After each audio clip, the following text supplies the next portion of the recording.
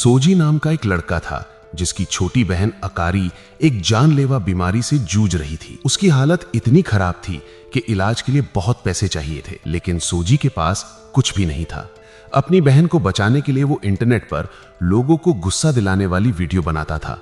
वो बिना वजह दूसरे क्रिएटर्स को बुरा भला कहता, उन्हें नीचा दिखाता और इसी वजह से लोग उससे नफरत करने लगे थे। लेकिन सोजी को किसी की परवाह नहीं थी। उसके लिए बस एक चीज मायने रखती थी, अपनी बहन को बचाना। एक दिन वो अस्पताल में अकारी से मिलने पहुंचता है। वो देखता है कि अकारी बेड पर सीधा बैठी हुई है, तो वो तुरंत उसे डांटते हुए कहता है कि उसे आराम करना चाहिए। लेकिन अकारी हल्का सा मुस्कुराते हुए कहती है कि वो पूरा दिन लेटी हुई थी, इसलिए अब बैठ गई है। फिर वो उससे पूछती है कि उसने उसके मैसेजेस का जवाब क्यों नहीं दिया। सोजी थोड़ा नजरें चुराते हुए कहता है कि उसे कुछ जरूरी काम था। फिर वो उसके लिए लाया हुआ केक निकालता है और कहता है कि वो खास उसके लिए लाया है। अकारी उसे ध्यान से देखती है और तुरंत समझ जाती है कि सोजी ने भी मिठाई खाई है। वो हंसते हुए पूछती है कि उसने आखिर कितने केक्स खाए हैं। पहले तो सोजी झूठ बोलते हुए कहता है कि उसने सिर्फ 3 खाए हैं, लेकिन अकारी असली जवाब मांगती है। तब वो शर्माते हुए मान लेता है कि उसने 6 या 7 केक्स खा लिए थे। ये सुनकर अकारी उसे डांटने लगती है कि उसे अपनी डाइट का ध्यान रखना चाहिए। फिर वो मजाक में कहती है कि सजा के तौर पर अब वो उसका केक भी खुद ही खाएगी। दोनों की बातें चल ही रही थी कि तभी अचानक अकारी जोर से खांसने लगती है। उसे इस हालत में देखकर सोजी घबरा जाता है। अकारी तुरंत उससे माफी मांगते हुए कहती है कि वो ठीक है और उसे डराने का इरादा नहीं था। फिर वो उदास होकर कहती है कि उसे खुद समझ नहीं आता कि उसका शरीर आखिर इतना कमजोर क्यों होता जा रहा है। ये सुनकर सोजी उसकी हिम्मत बढ़ाते हुए कहता है कि उसे उम्मीद नहीं छोड़नी चाहिए। वो बताता है कि अगले महीने वो लोग सर्जरी के लिए अमेरिका जाने वाले हैं। ये सुनते ही अकारी के चेहरे पर खुशी आ जाती है, लेकिन फिर वो धीरे से कहती है कि वो उस पर बोझ नहीं बनना चाहती। तब सोजी उसकी तरफ देखकर भरोसे से कहता है कि पैसों की चिंता करने की जरूरत नहीं है। वो कहता है कि उसे एक बहुत अच्छा पार्ट टाइम काम मिल गया है। ये सारी बातें करते हुए उसे ऑर्फनेज का वार्डन याद आता है, जिसने उन्हें हमेशा सिखाया था कि कभी किसी को दुख मत पहुंचाना। लेकिन सोजी जानता था कि उसकी जिंदगी में बस एक ही हुनर था, लड़ना, और उसी वजह से उसे कोई ढंग का काम नहीं मिल सकता था। वो ये भी जानता था कि लोग उससे नफरत करते हैं, लेकिन उसे अपनी बदनामी की बिल्कुल परवाह नहीं थी, क्योंकि अपनी बहन को बचाने के लिए वो पूरी दुनिया से लड़ने को तैयार था। अब 1 महीना बीत जाता है। लोग इंटरनेट पर बातें करने लगते हैं कि सोजी ने नई वीडियो डालना क्यों बंद कर दिया। कुछ लोग तो ये तक सोचने लगते हैं कि शायद उसने वीडियोस बनाना छोड़ दिया है। उसी दौरान सोजी अकेला बैठकर पुडिंग खा रहा होता है। तभी अचानक उसके फोन पर अकारी का मैसेज आता है। मैसेज में अकारी लिखती है कि अब उसकी तबीयत पहले से बेहतर है। ये पढ़ते ही सोजी राहत की सांस लेता है। रात होने के बाद सोजी अपना फोन हाथ में लेकर ही सो जाता है, लेकिन अचानक उसे किसी की मौजूदगी महसूस होती है और उसकी आंख खुल जाती है। तभी एक लड़का जिसका नाम कुरू है हाथ में हैमर लेकर उस पर हमला कर देता है। सोजी तुरंत समझ जाता है कि कुरू उसके फोन को तोड़ना चाहता है, इसलिए वो जल्दी से अपना फोन पकड़कर बाहर की तरफ भागता है। लेकिन कुरू उसका पीछा नहीं छोड़ता और फिर से हैमर घुमाकर हमला करता है। सोजी उसका वार रोक लेता है और उससे लड़ने लगता है, लेकिन कुरू बड़ी आसानी से उसके हमलों से बच जाता है और लगातार उसके फोन को निशाना बनाता रहता है। फिर कुरू बताता है कि उसने सोजी की वीडियोस देखी हैं। ये सुनकर सोजी को लगता है कि शायद उसने अपनी वीडियोस से उसे कभी दुख पहुंचाया होगा, इसलिए वो तुरंत उससे माफी मांगने लगता है। वो हाथ जोड़कर कहता है कि उसका फोन मत तोड़ो, क्योंकि उसी फोन से वो अपनी बहन से बात करता है। लेकिन तभी कुरू उसे देखकर कहता है कि उसे ये फोन हर हाल में तोड़ना पड़ेगा, और फिर वो ऐसी बात बोलता है जिसे सुनकर सोजी के पैरों तले जमीन खिसक जाती है। कुरू कहता है कि अकारी पहले ही मर चुकी है। तभी हमें पता चलता है कि 1 महीने पहले सोजी अपनी बहन अकारी को अपनी आंखों के सामने मरते हुए देख चुका था, लेकिन वो इस सच को कभी स्वीकार ही नहीं कर पाया। उसने अपनी बहन का अंतिम संस्कार तक अटेंड नहीं किया। वो हर दिन उसे मैसेजेस भेजता रहता था। फिर एक दिन अचानक अकारी की तरफ से रिप्लाई आया। मैसेज में लिखा था कि उसे ठीक से खाना खाना चाहिए और अपनी सेहत का ध्यान रखना चाहिए। बस तभी से सोजी को यकीन हो गया था कि उसकी बहन अभी भी जिंदा है। वर्तमान में अचानक सोजी का फोन ग्लिच होने लगता है और तभी फोन की स्क्रीन पर अकारी दिखाई देती है। अपनी बहन को देखकर सोजी खुशी से भर जाता है, लेकिन अगले ही पल कुरू हैमर मारकर फोन को उसके हाथ से गिरा देता है। दोनों हैरान रह जाते हैं, क्योंकि इतना जोरदार वार होने के बावजूद फोन टूटता ही नहीं। तभी अचानक अकारी फोन के अंदर से बाहर निकल आती है। वो मुस्कुराते हुए सोजी को धन्यवाद देती है कि उसने हमेशा उसकी रक्षा की। लेकिन अगले ही पल उसका शरीर डरावने तरीके से बदलने लगता है और देखते ही देखते वो एक भयानक मॉन्स्टर बन जाती है। कुरु तुरंत सोजी के सामने आकर उसे बचाने के लिए खड़ा हो जाता है। वो सोजी से कहता है कि अब वो उसकी असली बहन नहीं रही। तभी कुरु सच बताता है कि इतने समय से सोजी जिस अकारी से बात कर रहा था वो असल में एक घोस्ट थी। फिर कुरु समझाता है कि पहले घोस्ट्स उन जगहों पर फंस जाते थे जहां लोग अपना ज्यादा समय बिताते थे, लेकिन आज की दुनिया में लोग अपना ज्यादातर समय फोन्स और सोशल मीडिया पर बिताते हैं और इसी वजह से अब स्पिरिट्स भी सोशल मीडिया पर दिखाई देने लगी हैं। कुरु बताता है कि जब किसी मरे हुए इंसान का सोशल मीडिया अकाउंट एक घोस्ट में बदल जाता है तो उसे घोस्ट अकाउंट कहा जाता है, लेकिन क्योंकि वो समय रहते फोन को तोड़ नहीं पाया इसलिए अब उसे उस मॉन्स्टर से लड़ना पड़ेगा। कुरु सोजी को समझाते हुए कहता है कि जब कोई घोस्ट पूरी तरह प्रकट हो जाती है तो उस पर आम इंसानों के फिजिकल अटैक्स काम नहीं करते। ये कहते ही वो अपना हैमर नीचे फेंक देता है। फिर वो अपना फोन निकालते हुए बताता है कि डिजिटल घोस्ट्स पर पुराने एग्जॉर्सिज्म वाले तरीके भी असर नहीं करते। अचानक वो अपने फोन के अंदर से एक और हैमर बाहर निकालता है। फिर वो समझाता है कि घोस्ट्स को खत्म करने के लिए उन्हें अपनी स्पिरिचुअल पावर को भी डिजिटाइज करना पड़ता है। इतना कहते ही कुरु तेजी से अकारी पर लगातार कई बार कर देता है, लेकिन अपनी बहन को इस हालत में देखकर सोजी टूट जाता है। वो कुरु से विनती करने लगता है कि वो रुक जाए। तभी कुरु गुस्से में उसे झकझोरते हुए कहता है कि उसे सच स्वीकार करना होगा क्योंकि उसकी बहन अब इस दुनिया में नहीं रही। वो समझाता है कि जब कोई अपना इंसान खो देता है तो हर किसी को दर्द होता है, लेकिन इंसान चाहे कितना भी टूट जाए उसे उस दर्द को स्वीकार करके आगे बढ़ना ही पड़ता है। उसी समय अकारी पूरी तरह फोन के अंदर से बाहर निकल आती है। सोजी उसे शांत करने की कोशिश करता है, लेकिन कुरु उसे पीछे धक्का देकर रोक देता है। अगले ही पल अकारी जोरदार हमला करके कुरु को दूर उड़ा देती है। फिर वो सोजी को अपने विशाल मुंह के अंदर कैद कर लेती है। वो डरावनी आवाज में कहती है कि उसके बिना सोजी कुछ भी नहीं है। उसकी बातें सुनकर सोजी को अपनी पुरानी यादें आने लगती हैं। उसे याद आता है कि अकारी हमेशा उसकी चिंता करती थी, हर समय उसकी फिक्र करती रहती थी। तभी सोजी को एहसास होता है कि शायद वही वजह है जिसकी वजह से अकारी की आत्मा अभी तक इस दुनिया को छोड़ नहीं पा रही। इसी सोच के साथ अचानक उसके अंदर से स्पिरिचुअल एनर्जी बाहर निकलने लगती है। ये होते ही अकारी उसे छोड़ देती है और तभी पहली बार सोजी दिल से ये सच स्वीकार कर लेता है कि उसकी बहन अब हमेशा के लिए जा चुकी है। उसी पल कुरु हैरान रह जाता है क्योंकि वो देखता है कि सोजी के फोन से नीली आग जैसी लपटें निकल रही हैं।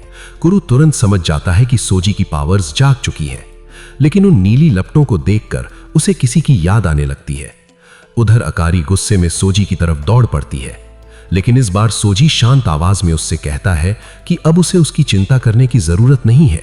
वो कहता है कि अब वो खुद अपना ख्याल रख लेगा। इतना कहते ही वो अपनी नीली फ्लेम से अकारी को खत्म कर देता है।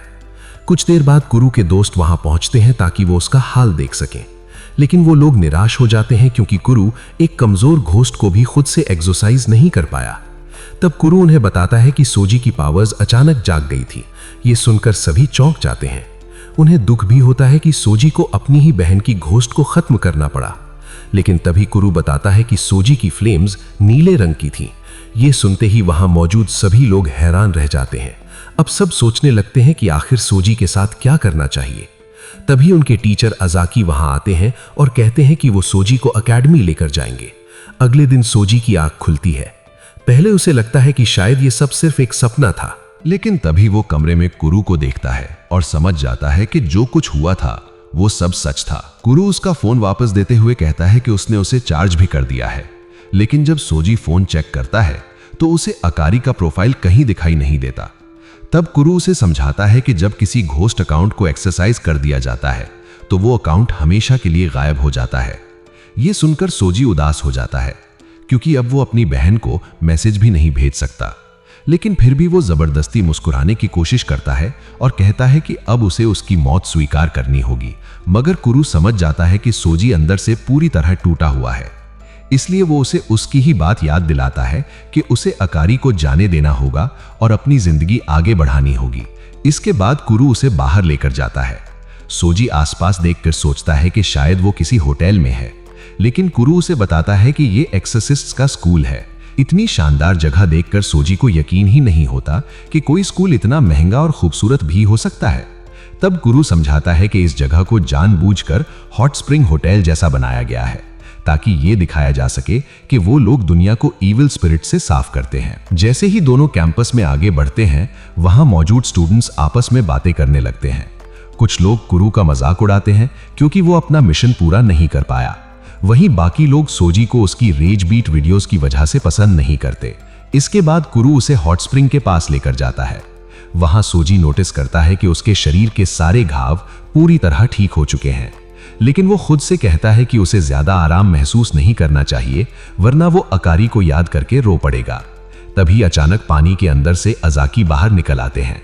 वो खुद को एक मंक और टीचर बताते हैं, लेकिन कुरु तुरंत उन्हें चेतावनी देता है कि गर्म पानी में इतनी तेजी से खड़ा होना खतरनाक होता है, क्योंकि इससे शरीर की ब्लड वेसल्स फैल जाती हैं। इसके बाद सभी लोग अंदर चले जाते हैं। कुरु बताता है कि वो पहले ही सोजी को पूरा कैंपस दिखा चुका है, लेकिन फिर वो साफ कहता है कि उसे सोजी के आसपास रहना पसंद नहीं है, क्योंकि वो एक रेज बीट क्रिएटर है और उसके पास ब्लू फ्लेम जैसी डेंजरस पावर भी है। उधर सोजी कहता है कि उसे ये स्कूल काफी पसंद आया। तभी अजाकी मुस्कुराते हुए उसे इनवाइट करते हैं कि वो उनके साथ एक्सोसिस्ट बन जाए। ये सुनकर कुरु को लगता है कि अजाकी उसका मजाक उड़ा रहे हैं, क्योंकि वो अपना मिशन पूरा नहीं कर पाया था। लेकिन अजाकी गंभीर होकर कहते हैं कि वो सच में सोजी को मौका देना चाहते हैं, क्योंकि उसकी साइबर काइनेसिस अभी अभी जागी है। सोजी उनकी बातें सुनकर पूरी तरह कंफ्यूज हो जाता है। तब अजाकी उसे समझाना शुरू करते हैं कि सदियों से एक्सोसिस्ट्स और इविल स्पिरिट्स के बीच लड़ाई चलती आ रही थी, लेकिन इंटरनेट आने के बाद सब कुछ बदल गया। पुरानी पावर्स वाले एक्सोसिस्ट्स घोस्ट अकाउंट से लड़ ही नहीं पा रहे थे और इसी वजह से साइबर काइनेसिस नाम की नई शक्ति पैदा हुई। लेकिन अजाकी की लंबी एक्सप्लेनेशन सुनते सुनते सोजी बोर हो जाता है और फिर वो आराम से अपना फोन निकालकर स्क्रॉलिंग करने लगता है। ये देखकर अजाकी पूरी तरह निराश हो जाते हैं। सोजी उनकी सारी बातें सुनने के बाद कहता है कि उसे घोस्ट्स या एग्जॉर्सिज्म के बारे में कुछ भी जानने की जरूरत नहीं है। वो बस अपनी पुरानी नॉर्मल जिंदगी में वापस जाना चाहता था। इतना कहकर सोजी वहां से जाने लगता है, लेकिन तभी अजाकी उसे रोकते हुए पूछते हैं, क्या वो सच में जानना नहीं चाहता कि उसकी बहन की असली मौत कैसे हुई थी? ये सुनकर सोजी तुरंत पलटकर कहता है कि अकारी की मौत उसकी बीमारी की वजह से हुई थी। लेकिन अजाकी गंभीर आवाज में बताते हैं कि अकारी की मौत बीमारी से नहीं हुई थी, असल में उसे एक बेहद खतरनाक घोस्ट अकाउंट ने मारा था। अजाकी आगे बताते हैं कि वो घोस्ट खास तौर पर उन लोगों को निशाना बनाता है जिनका इस दुनिया से बहुत गहरा लगाव होता है। उस घोस्ट के शिकार लोग मरने से पहले खून के आंसू रोते हैं, बिल्कुल वैसे ही जैसे अकारी रोई थी। ये सुनते ही सोजी के चेहरे का रंग उड़ जाता है। फिर वो गुस्से में पूछता है कि वो घोस्ट कहां मिलेगा, क्योंकि वो उसे अपने हाथों से मारना चाहता है। लेकिन अजाकी शांत रहते हुए कहते हैं कि अभी वो कुछ नहीं कर सकता, क्योंकि वो बहुत कमजोर है। ये सुनते ही सोजी का गुस्सा फूट पड़ता है।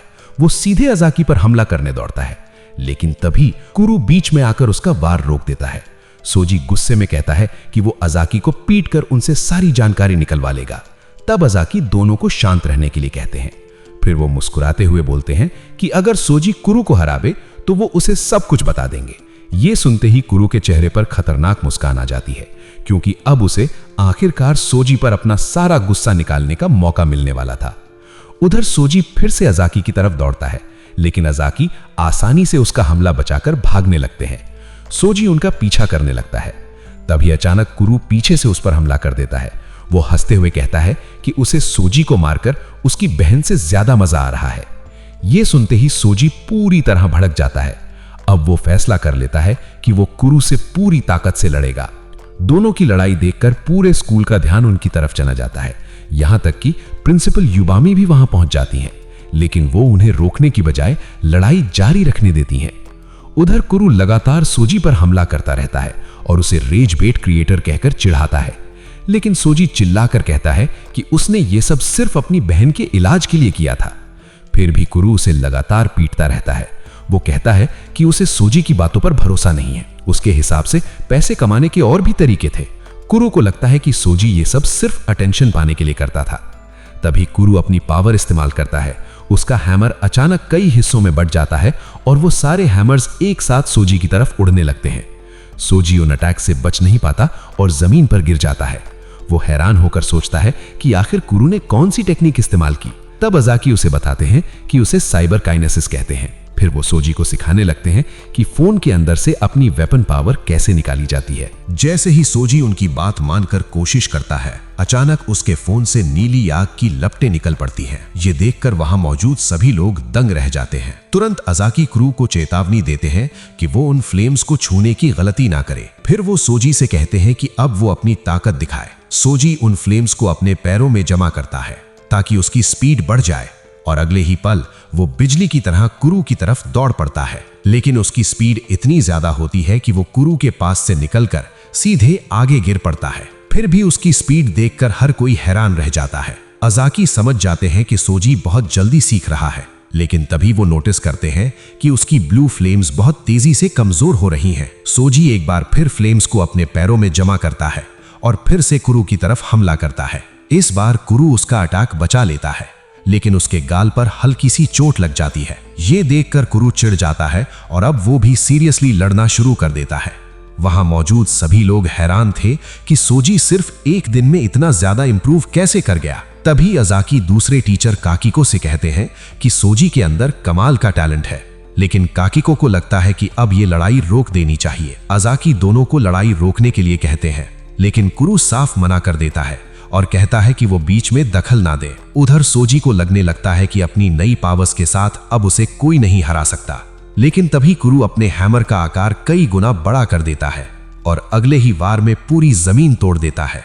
ये देखकर सोजी पूरी तरह सन्न रह जाता है। तभी कुरु एक और खतरनाक हमला करने वाला होता है, लेकिन उसी समय अजाकी बीच में आकर उसका अटैक रोक देते हैं। वो कुरु से कहते हैं कि अब वो हद से आगे बढ़ चुका है। इसके बाद अजाकी सोजी से माफी मांगते हैं। वो कहते हैं कि वो लोग अकारी को बचा नहीं पाए और फिर सच बताते हैं कि उन्होंने जानबूझकर सोजी को गुस्सा दिलाया था ताकि उसकी पावर्स बाहर आ सके। ये सुनकर सोजी उनसे विनती करता है कि वो उसे स्कूल में शामिल होने दे, क्योंकि वो और ज्यादा ताकतवर बनना चाहता था।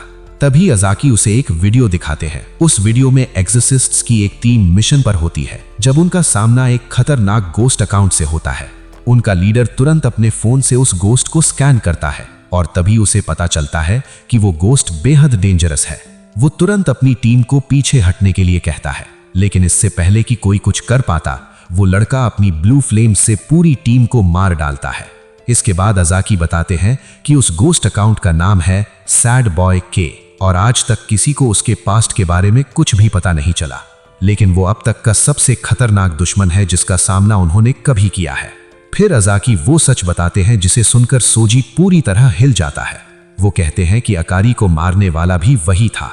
ये सुनकर सोजी सदमे में चला जाता है, क्योंकि सैड बॉय के की ब्लू फ्लेम्स बिल्कुल उसकी फ्लेम्स जैसी थी। तब अजाकी उसे बताते हैं कि उन ब्लू फ्लेम्स को डेमन फ्लेम कहा जाता है और ये एक कर्स्ड पावर है जो जिस किसी को छू लेती है उसकी लाइफ फोर्स धीरे धीरे खत्म होने लगती है। सोजी हैरानी में पड़ जाता है कि उसके पास भी वही पावर कैसे है जो सैड बॉय के पास थी। फिर वो अजाकी से पूछता है कि अगर उसकी एबिलिटी इतनी खतरनाक थी तो उन्होंने उसे कुरु से लड़ने क्यों दिया। ये सुनकर अजाकी शांत आवाज में कहते हैं कि उन्हें बस ऐसा महसूस हुआ था कि तुम दोनों उस लड़ाई में बच जाओगे। फिर सोजी डरते हुए पूछता है कि क्या वो अपनी ही ब्लू फ्लेम से जल सकता है। तब अजाकी उसे समझाते हैं कि ऐसा नहीं होगा। वो कहते हैं कि जैसे कोई जानवर अपने ही जहर से नहीं मरता, वैसे ही उसकी फ्लेम्स उसे नुकसान नहीं पहुंचाएंगी। इतनी सारी बातें सुनने के बाद सोजी का दिमाग पूरी तरह उलझ चुका था। वो कहता है कि उसे घर वापस जाना है, क्योंकि उसे ये सब समझने के लिए थोड़ा वक्त चाहिए। लेकिन तभी कुरु और बाकी स्टूडेंट्स उसे रोक देते हैं। अजाकी उन सब का परिचय करवाते हुए बताते हैं कि ये उनके क्लास बी के स्टूडेंट्स हैं और अब यही लोग सोजी के क्लासमेट्स बनने वाले हैं। लेकिन कुरु साफ कह देता है कि वो लोग सोजी के आसपास नहीं रहना चाहते, क्योंकि उसकी फ्लेम्स उन्हें कभी भी मार सकती हैं। तभी एक स्टूडेंट जिसका नाम रेनरी था, कुरु की बदतमीजी के लिए सोजी से माफी मांगता है। उसी समय एक गुड़िया जैसी दिखने वाली लड़की हियोरी बोल पड़ती है। वो सोजी से कहती है कि कुरु बस इसलिए चिढ़ा हुआ है क्योंकि सोजी उसे चोट पहुंचाने में कामयाब हो गया था। सोजी एक बोलती हुई डॉल को देखकर पूरी तरह चौंक जाता है, लेकिन हियोरी खुशी से बताती है कि वो भी एक स्ट्रीमर है और फिर वो मजाक में कहती है कि भविष्य में दोनों को कोलैब करना चाहिए। तभी रेनरी सोजी के साथ सेल्फी लेने लगता है, लेकिन एक दूसरा स्टूडेंट नारुहिको परेशान होकर पूछता है कि आखिर वो सब इतने आराम से कैसे रह सकते हैं, जबकि सोजी एक डीमन फ्लेम यूजर है। इसके अजाकी अजाकी सोजी को बताते हैं कि असली एक्सॉर्सिस्ट बनने से पहले उसे एक आखिरी टेस्ट पास करना होगा। फिर वो उसे ट्रेनिंग रूम में लेकर जाते हैं। वहां उसे आर्टिफिशियल स्पिरिट से लड़ना था। अजाकी बताते हैं कि उसे कुल 100 आर्टिफिशियल स्पिरिट्स को हराना होगा और अगर वो ये टेस्ट पास कर लेता है तो उसे असली फील्ड मिशंस पर भेजा जाएगा, जहां उसका सामना शायद सैड बॉय के से भी हो सकता है। ये सुनते ही सोजी के अंदर बदले की आग और तेज हो जाती है। वो मन ही मन ठान लेता है कि चाहे कुछ भी हो जाए उसे ये टेस्ट पास करना ही है। अगले